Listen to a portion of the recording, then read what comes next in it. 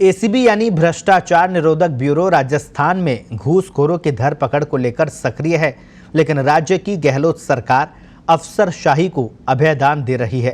ताज़ा मामला भ्रष्ट आईएएस इंद्रजीत सिंह राव और आईपीएस मनीष अग्रवाल से जुड़ा है, जिसमें सरकारी लाल फीताशाही इन नौकरशाहों को सलाखों से बाहर निकाल रही है।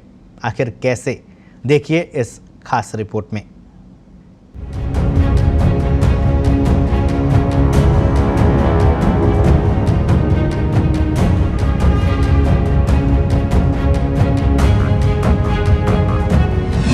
जेल से बाहर भ्रष्ट आईएएस इंद्रजीत राव और आईपीएस मनीष अग्रवाल। एसीबी की मेहनत पर सरकार ने फेरा पानी। अभियोजन की स्वीकृति में देरी ने दिलाई जमानत। क्यों हर बार भ्रष्टाचारियों को बचा रही सरकार? जब अफसरशाही भ्रष्ट तो क्लीन चिट क्यों? क्यों एसीबी पर नहीं सरकार को विश्वास? भ्रष्ट यूं ही छूटेंगे तो फिर जनता किससे करे आस? भ्रष्टाचार पर जीरो टॉलरेंस का ढिंडोरा पीटने वाली गहलोत सरकार पिछले दरवाजे से भ्रष्टाचारियों को संरक्षण दे रही है।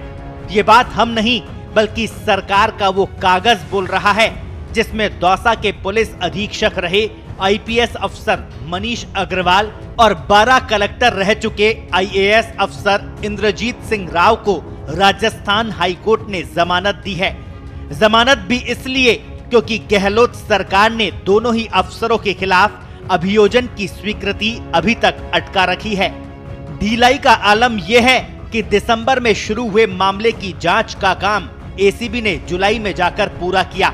ऐसे में अभियोजन स्वीकृति मांगने और चालान पेश करने के 90 दिन सितंबर महीने में पूरे होंगे, जबकि दोनों ही अफसरों को गिरफ्तार किए लगभग आधा साल से ज्यादा का समय बीत चुका है, लेकिन नीति नियंताओं की नींद अब जाकर खुली है। ऐसे में सवाल ये कि क्यों सरकार और एसीबी हाई प्रोफाइल घूसखोरों के मामले को अटकाकर रखती है?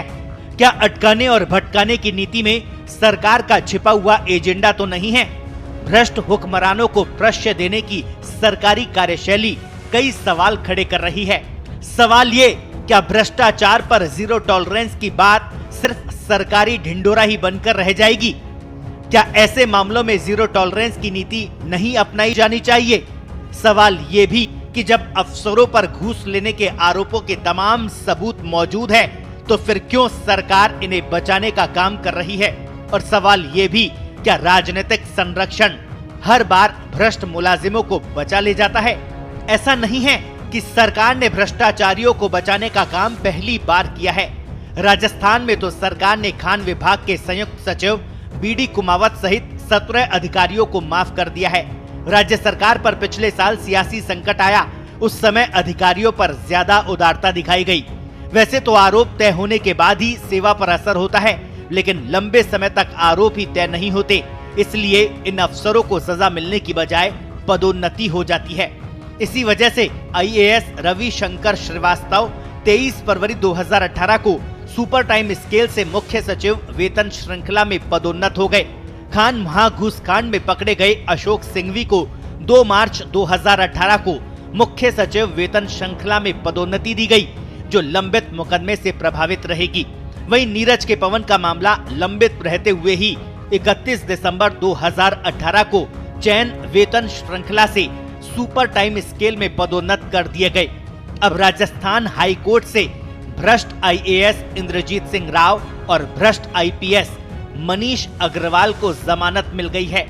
एसीबी में साल 2020 में 363 प्रकरण दर्ज हुए हैं, जिनमें ट्रेप के सर्वाधिक 313 प्रकरण, पद का दुरुपयोग से संबंधित 34 मामले और आय से अधिक संपत्ति अर्ज करने के 16 प्रकरण प्रमुख है। सिर्फ सरकार ही नहीं बल्कि एसीबी की कार्यशैली पर भी सवाल उठ रहे हैं। हाल ही में भरतपुर में डॉक्टर अनिल गुप्ता के मामले में एसीबी की कार्रवाई भी सवालों के घेरे में है। एसीबी टीम ने पहले डॉक्टर को पकड़ा, उसके बाद उसे छोड़ दिया, लेकिन जब मामला सुर्खियों में आया तो एसीबी को फिर से भ्रष्ट डॉक्टर की गिरफ्तारी करनी पड़ी, जबकि वही डॉक्टर अनिल गुप्ता 7 साल पहले भी भ्रष्टाचार के मामले में गिरफ्तार हो चुका है। ऐसे में बीजेपी एसीबी कार्रवाई के साथ सरकार की मंशा पर भी सवाल उठा रही है। जिस तरीके से शनिवार को मेरे भरतपुर में आरबीएम हॉस्पिटल में एसीबी के द्वारा एक डॉक्टर को 2000 की रिश्वत लेते हुए रंगे हाथों पकड़ा गया और इस मामले में लग रहा है कि कहीं न कहीं इस पर राजनीतिक दबाव बनाया गया है और उसे छोड़ दिया गया। लगता है कि भरतपुर विधायक राज्य मंत्री सुभाष गर्ग जी उनके कहने पर इस आरोपी डॉक्टर को छोड़ दिया गया। तो इस तरह से एसीबी जैसे विभाग भी अब दबाव में आकर काम कर रहे हैं। व्यक्ति कोई भी हो, किसी का भी हो, मेरा ही बच्चा क्यों न हो, अगर उसने गलत काम किया है और ट्रैप हुआ है तो उसे सजा देना डिपार्टमेंट का धर्म बनता है। लेकिन आज मुझे पहली बार ये अनुभव हुआ है कि व्यक्ति में भी एसीबी के अंदर फर्क पड़ता है, जिसका नमूना भरतपुर के गवर्नमेंट हॉस्पिटल के डॉक्टर अनिल गुप्ता के साथ हुआ। कोरोना काल में जिस प्रकार सरकारी विभागों की गतिविधियां चर्चा में आई, उससे लगा कि सरकार सोच विचार कर ऐसा कर रही है। काले धन की समानांतर व्यवस्था चल रही है। सख्त कानूनों के बाद कहां से पैदा हो रहा है भ्रष्टाचार का ये घुन? इस सवाल का जवाब किसी के पास नहीं है। हर दल की सरकार काले धन के लिए काम करने लगी है। अधिकारियों को सजा देने से मार्ग स्वतः ही बंद हो जाता है। वैसे जनता को दोनों ही दलों ने निराश किया है, चाहे सरकार कांग्रेस की हो या भाजपा की। भ्रष्टाचार को बना देने के मामले में दोनों एक जैसे हैं। जनता जाए तो कहां जाए, उसके पास तो एक ही विकल्प है, सरकारी खजाने में राजस्व पहुंचाते रहो ताकि खाने वाले खाते रहे। जयपुर के रामगढ़ बांध का ही अकेला प्रमाण काफी है।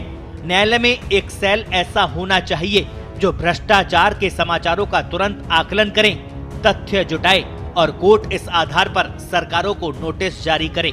अपराधियों को माफ करना अपराध को भी माफ करना है और ये न्यायपालिका की अवमानना भी है। जनता गूंगी है, युवा दिशाहीन है, लोकतंत्र खतरे में है।